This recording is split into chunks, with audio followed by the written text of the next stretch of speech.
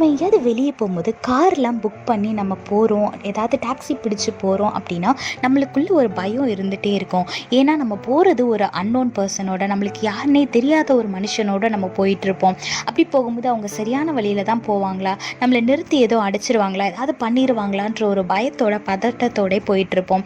ஆனால் இது நீங்கள் பஸ்ஸில் போகிறீங்க அப்படின்னா நீங்கள் அந்த டிரைவர் ஒழுங்காக வண்டி ஓட்டுவாரா எதுவுமே நீங்கள் யோசிக்கவே மாட்டீங்க. நீங்கள் பாட்டுக்கு நிம்மதியாக தூங்கி எந்த இடத்துக்கு போகணுமோ அதை போய் ரீச் ஆகிற வரைக்கும் எந்த ஒரு பயமும் இல்லாமல் நிம்மதியாக நீங்கள் போய் சேருவீங்க. இதே மாதிரி தாங்க நம்மளோட வாழ்க்கையிலையும் நம்ம மனுஷங்க மேலே நம்பிக்கை வைக்கும் போது நம்ம பயந்து வாழ வேண்டியது இருக்கும். ஆனால் இது நம்மளோட நம்பிக்கை ஈசப்பா மேலே இருக்கும்போது நம்மளோட ட்ராவல், நம்மளோட வாழ்க்கை நிம்மதியாக பயமே இல்லாமல் சந்தோஷமாக சமாதானமாக இருக்கும். வேதத்தில் பாருங்கள், சங்கீதம் 56:11 போட்டிருக்கு, தேவனை நம்பியிருக்கிறேன், நான் பயப்படேன், மனுஷன் எனக்கு என்ன செய்வான் அப்படின்னு போட்டிருக்கு.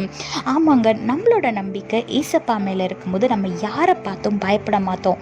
எவ்வளோ பெரிய சூழ்நிலை வந்தாலும், எவ்வளோ ஒரு பெரிய பலவீனம் வந்தாலும், டாக்டர் நீ உயிர் வாழவே மாட்ட, இவ்வளோதான் உனக்கு இவ்வளோ நாள் தான் அப்படின்னு கவுண்டிங்க்கு டேஸ் கொடுத்தாலும் சரி, நம்மளுக்குள்ள ஒரு பயம் இருக்காது. ஏன்னா நம்ம கர்த்தர் எவ்வளோ பெரியவர்னு நம்மளுக்கு தெரியும்.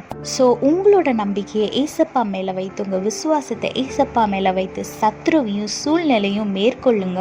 உங்களோட வாழ்க்கை நிச்சயமாக ஆசீர்வாதமாக சமாதானமாக பயமில்லாத ஒரு வாழ்க்கையாக இருக்கும். கர்த்தரை நோக்கி பாருங்க, அவர் மேலே நம்பிக்கை வைங்க, ஆசீர்வாதமான வாழ்க்கையை வாழுங்க. கர்த்தர் உங்களோட கூட இருந்து உங்களை ஆசீர்வதித்து பாதுகாத்து வழி நடத்துவாராக. ஆமென். When you're taking a taxi, you will always have a fear inside your heart because you don't know about the person who's driving the vehicle. You will be very conscious and you will be checking, are we going in the right direction? Will he do something to us? Will we reach our destination safely? All these questions will be wandering in your mind. But in the other hand, if you're traveling to a place in bus, you will not fear anything and sleep peacefully until you reach the destination. Yes, likewise in our life, when our trust is in our Lord, we will not be afraid of anything. But when we trust in the man, we will always have a fear in our heart. Look what the Bible says in Psalm 56:1.